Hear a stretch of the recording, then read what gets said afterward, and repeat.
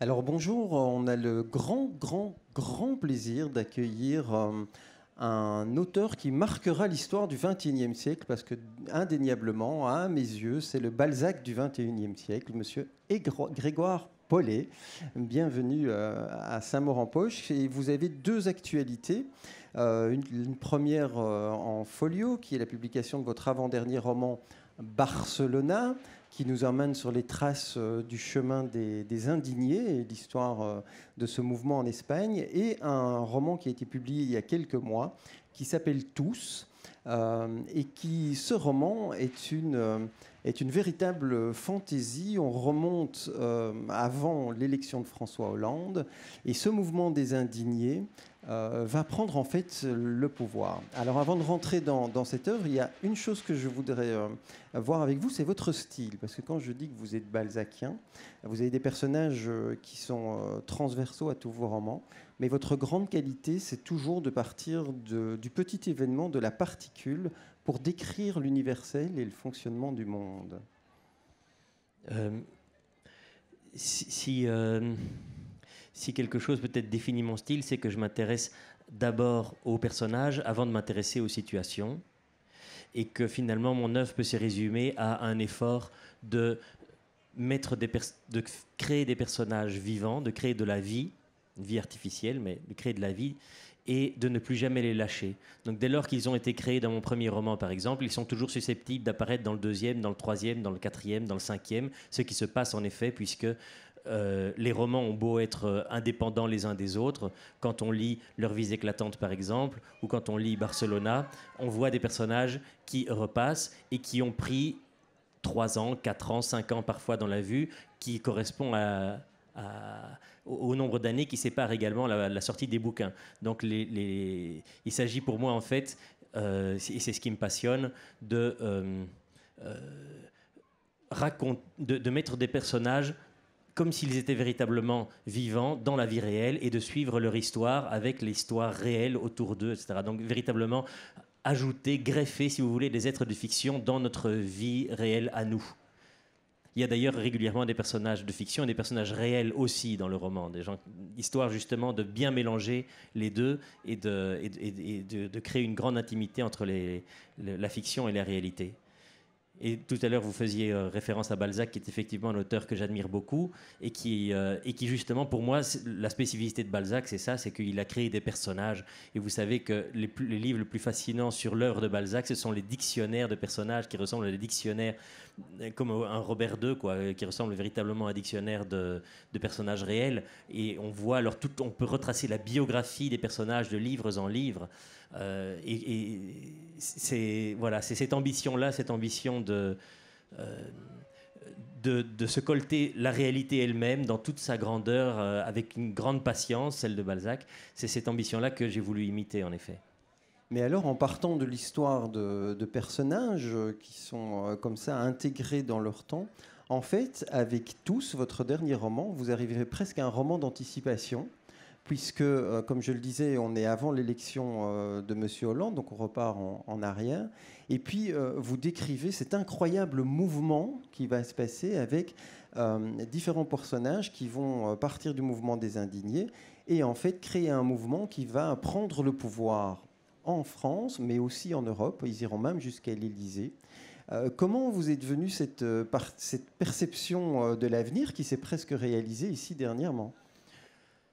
Alors, c'est vrai que mon imagination m'a d'abord porté vers des personnages simples au destin ordinaire, ou des personnages artistes, des choses qui étaient plus proches de moi, comme dans mon deuxième roman, Excusez les fautes du copiste, qui raconte l'histoire d'un peintre raté. Et au fur et à mesure que l'histoire aussi avance, l'histoire, la vraie histoire, l'histoire de l'actualité, il m'a semblé que les sujets politiques eux-mêmes augmentaient. Il me semble qu'on ne parle pas de la politique aujourd'hui comme on en parlait il y a 10 ans. Et j'ai habité très longtemps en Espagne. En Espagne, l'Espagne a été frappée par la crise économique. Et là aussi, la conscience politique des citoyens, également l'indépendantisme en Catalogne, j'habitais à Barcelone. Tout ça a illustré une véritable augmentation, une recrudescence de la conscience du sujet politique.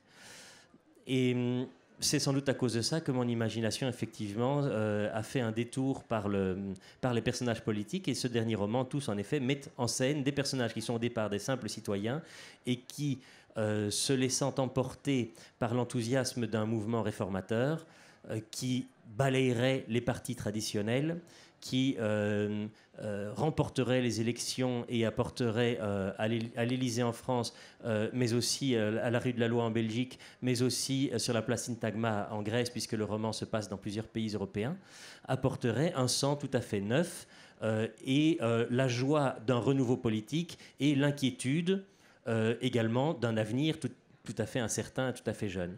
Et donc, ces personnages-là sont ceux qui habitent mon dernier roman, Tous. Mais c'est aussi un vibrant appel à l'Europe, parce que je voudrais juste faire une citation d'un de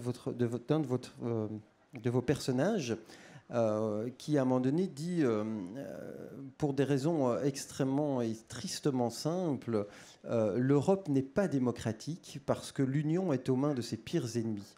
Le projet de l'Union a pour vocation, depuis le début, de conduire l'Europe vers une démocratie réelle. Seulement cette démocratie européenne ne peut se faire qu'au détriment des souverainetés nationales. Voilà encore une phrase qui résonne étonnamment dans le monde d'aujourd'hui.